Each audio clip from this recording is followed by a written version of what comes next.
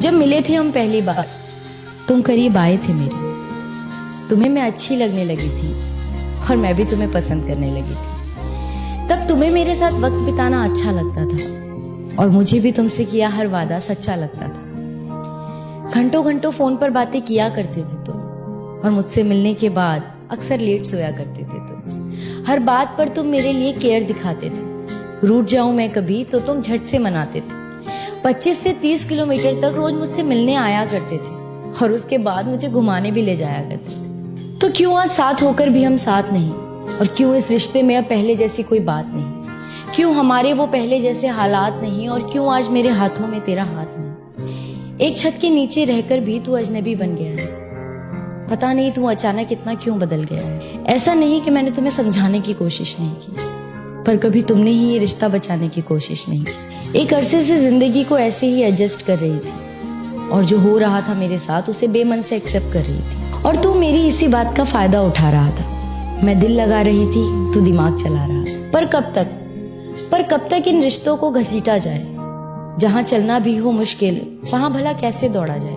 पर अब सच बताऊं तो बहुत थक चुकी हूँ मैं, और इस घिसी पिटी जिंदगी से पक चुकी हूँ। मैं जानती हूँ कि मुझे कोई समझ नहीं पाएगा।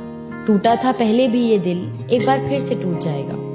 पर इस बार मैं खुद से एक वादा करूंगी, दूसरों से कम और खुद से प्यार ज्यादा करूंगी। मैं हंसती रहती हूँ अक्सर, इसलिए कोई जान नहीं पाता, और इस हंसी के पीछे का दर्द कोई पहचान नहीं पाता।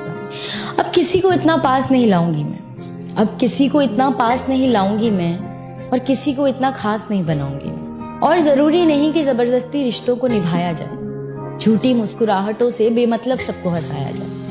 हम अक्सर ये सोचकर चुप हो जाते हैं कि लोग क्या कहेंगे, रिश्तेदार क्या कहेंगे, पर जिन्होंने कभी आपका दर्द जानने की कोशिश तक नहीं की, आप उनसे क्या उम्मीद रखेंगे? और इस दर्द में रहना है या इससे बाहर निकलना है, इसका फैसला सिर्फ आप कर सकते हैं।